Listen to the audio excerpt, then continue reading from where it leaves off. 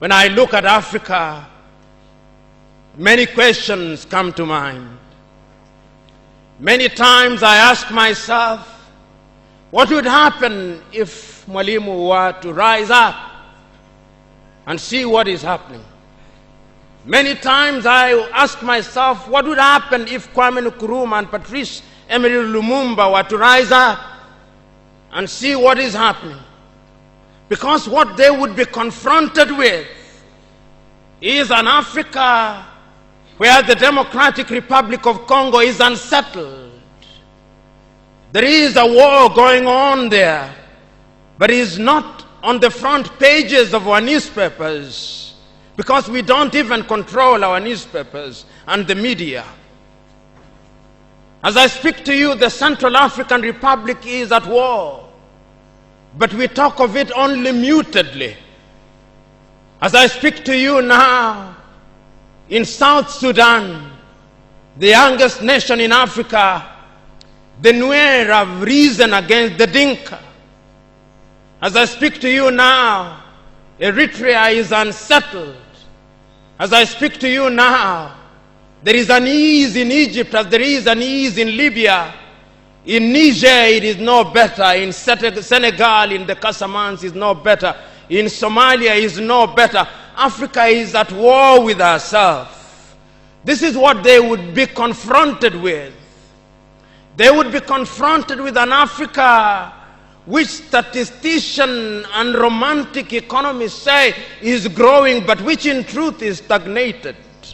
That is the Africa that they would be confronted with. They would be confronted with an African which, as Professor Mlama intimated in our presentation here, is an African which is suffering from schizophrenia. He does not know herself. They would be confronted with an African whose young men and women have no interest and low love for their continent.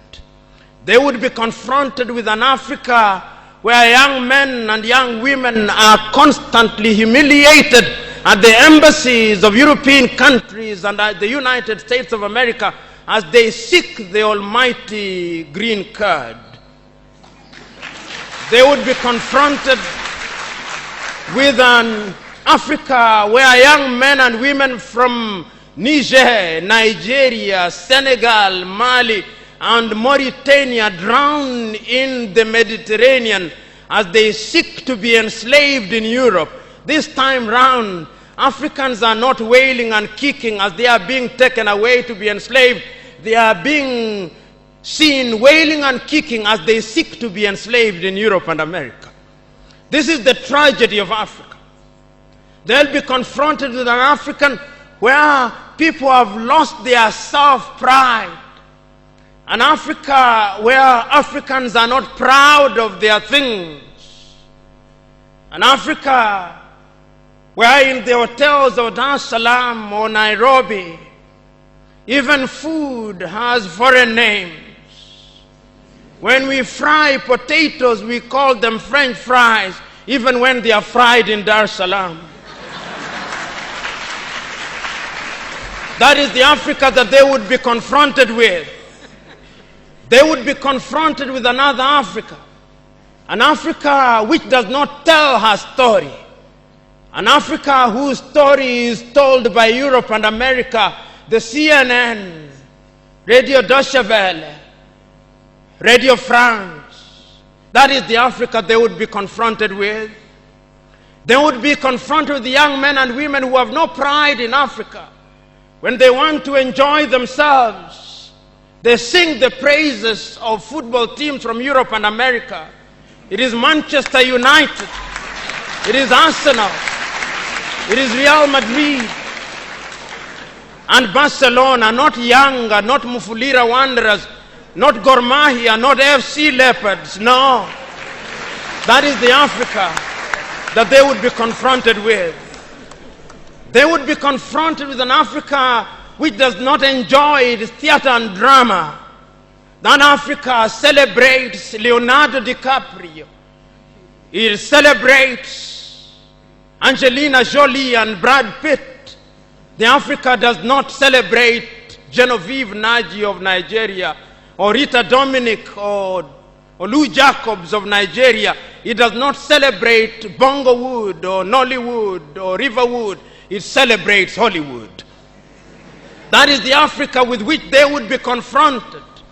They would be confronted with African women whose greatest source of joy is cheap grade B Mexican soap opera, La Patrona, La Mujer de mi Vida, The Rich Also Cry. Why must we remind ourselves of these realities? Because throughout the ages, the battle has always been the battle of the mind. And if your mind is conquered, then you are going nowhere. And that is why in the ages of enlightenment in Europe, the great René Descartes said, cogito ergo sum, I think, therefore I am. And therefore, if Africans are to begin to make a contribution in their affairs, Africans must begin to think. But the question is, are we thinking? We have universities in their numbers. Tanzania has universities including Dar es Salaam. Nairobi has universities, as indeed Kampala, as indeed South Africa, Johannesburg. We have all these universities. We have engineers. But our roads are not being made by Tanzanian civil engineers. It is the Chinese who are present in this assembly who are making our roads.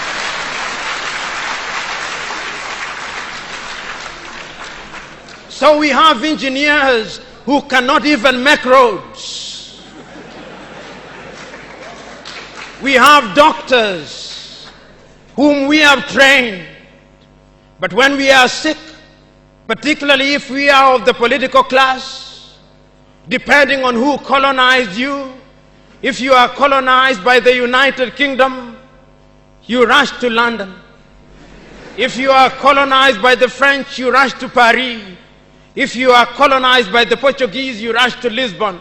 And if you are colonized by the Spaniards, you rush to Madrid, Spain. And recently, because the Asians are beginning to get their act together, we run to India. And very lately, because the Arabs are also beginning to get their act together, we run to Dubai. Notwithstanding that we have the Kenyatta hostels of this country, the Muhimbilis of Tanzania, the Chris Hani Baragwanaths of South Africa, and the Mama Yemos of Kinshasa in Zaire or the Democratic Republic of Congo, but we have no faith in our doctors. In the area of education, we also don't have faith. Our political class introduced something that they call free education, but it's free indeed, free of knowledge. Because they are so suspicious of those institutions that the typical African politician would not dare take their children to those schools. Their children will be educated in the British system, in the American system, so that when they graduate, they go to the United Kingdom, to the United States. Not that there is anything wrong with those institutions, but the agenda is wrong because our leaders long lost the script and ought to be described for who they are, our misleaders. But we are co-authors of our own misfortune. Whenever we are given an opportunity to elect our leaders, we are given a blank check. And if you permit me a little latitude, and if you give me a blank check, and you allow me to analogize, and you say that I'm given the blank check to buy a Mercedes Benz, what we do is that when we are called upon, having been so empowered, we buy what one calls a tuk-tuk from India and expect it to behave like a Mercedes Benz. How does that happen? Because what we do is to elect thieves. We elect hyenas to take care of goats, and when the goats are consumed, we wonder why.